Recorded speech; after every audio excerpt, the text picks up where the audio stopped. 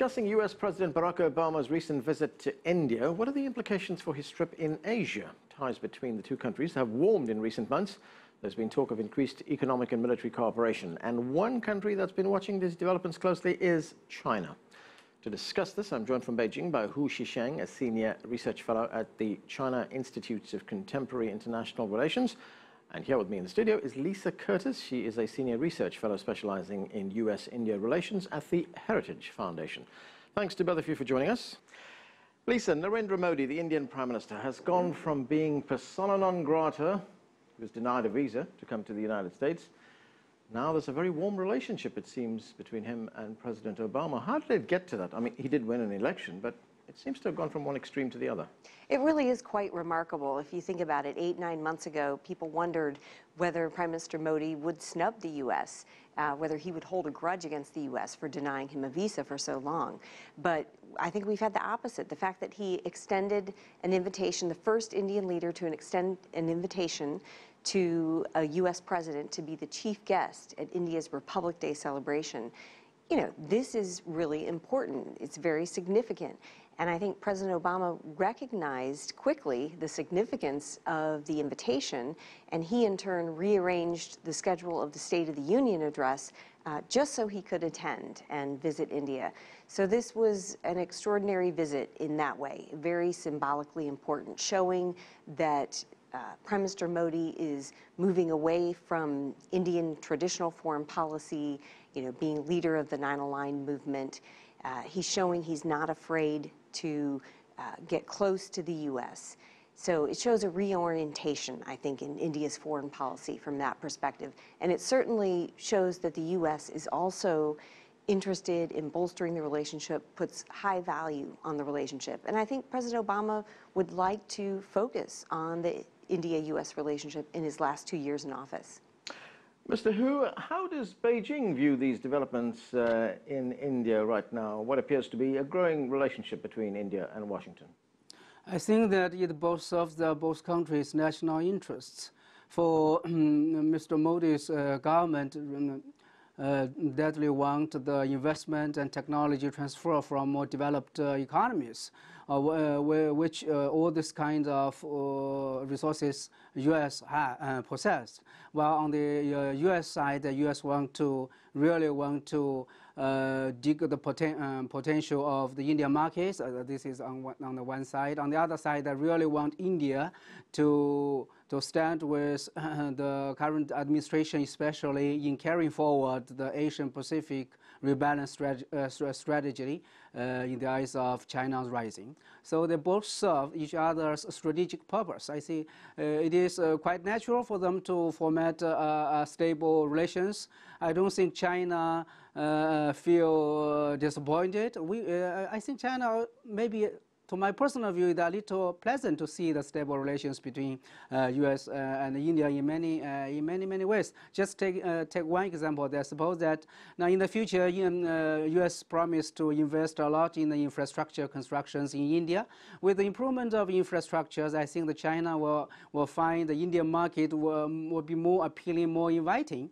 So this could be benefit to all of us. And just as the Prime Minister Narendra Modi said that U.S. India will make together jointly to make a better world. As for a better world, it is also China's dream. So Lisa, do you agree with that this is mutually beneficial for all the countries involved, China, India, and the United States? Or does the United States really have to make a choice here, one or the other? No, I think he's absolutely right. This relationship is not about countering China, which, you know, some analysts have posited it. You know, this relationship is important to the U.S. India is a democracy that is important to the U.S., shares that value. India can provide security, stability in the larger Asia-Pacific region so that, you know, there is a stable balance of power in the region. And India also provides economic opportunities for the U.S. But, you know, this is not about the U.S. having to choose sides or, you know, siding up with one against the other.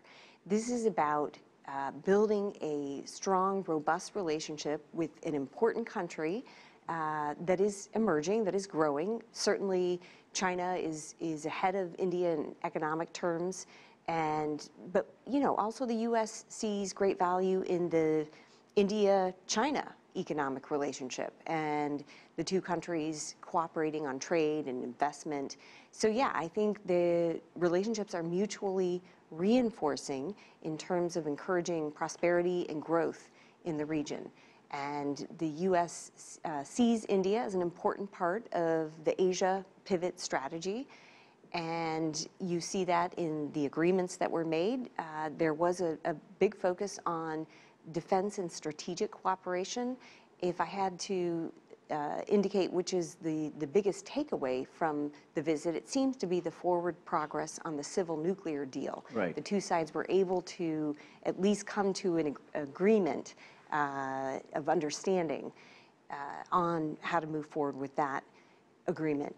And also the defense framework agreement that was signed. This is a 10-year agreement that builds on the previous. Right, that's extended. Yes, it's extending the previous agreement. So they've talked about co-production of possibly drones and equipment for military transport aircraft.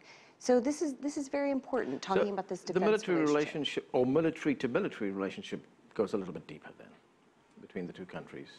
Yes, I think that was one result of this visit, that there was forward movement on the defense relationship. Mr. Hu, China's foreign ministry said U.S.-India relations, and I'm quoting here, could promote mutual trust and cooperation in the region. But the state-run Chinese news agency Xinhua dismissed Obama's visit as more symbolic than pragmatic, given the long-standing division between the two giants, which may be as huge as the distance between them. What do you make of those comments? In my personal view, that it will bring about several, how can I say, influences. One is that it will make Indians feel more confident on the border regions while dealing with China. China would like to dealing with a more confident Indian. So maybe both sides will find it more imperative, more easier to find some ways to address the border issues. Second, that with a more bigger capacity of Indian military, especially on the maritime capacities, India could also provide public goods for to secure the slots from Indian Ocean to even to the Western Pacific. The final significance may be that if they will create a new imbalance between Pakistan and India, this may be a little more problematic. With more and more close military relations between India and the U.S., maybe Russia will feel more imperative to enhance its military relations with China. So on some points is more constructive, on right. some other points maybe not that constructive. Yeah. Mr. Hu raised some points there about this is not just a relationship between the United States and India and China. There are other countries involved as well that impact on this relationship, one being Pakistan. I guess Afghanistan features in it as well as the growing relationship between Russia and China. Yeah, well, on Pakistan, I think it's very interesting that the visit was not overshadowed by the Indo-Pakistani tensions that we've seen. There have been, incidents of firing across the line of control that divides Kashmir. You've had several Pakistani Indian soldiers dying in these battles. And you have seen in Pakistan, a Pakistani court almost granted bail to the mastermind of the 2008 Mumbai attacks, Zakir Rahman Lakvi. So tensions are very high between India and Pakistan. And one of the concerns was that the visit of Obama to India would get sidetracked by this tension. But we didn't really see that happen. Of course, the two sides discussed the counterterrorism issue. And I think we have to assume that in their meetings, they talked about ways that they can jointly cooperate to target groups like the Lashkar-e-Taiba in Pakistan, the Haqqani network, other terrorist groups. So I think that we probably saw some forward movement, some agreement to increase intelligence sharing, to maybe even engage in joint operations against these Pakistan-based terrorist groups. But in terms of the public messaging, Pakistan really didn't come up at all, which I think was very interesting. And you mentioned Russia. And even though this is the first time a U.S. president has been the chief guest at India's Republic Day celebration, the fact remains that most of the military hardware that was paraded is from Russia. India still relies on Russia for about 65% of its military equipment. And so even though India is slowly shifting to other suppliers, not only the U.S., but also the French, the Israelis, it still relies on Russia for its most high-tech equipment. And I don't see that changing anytime soon.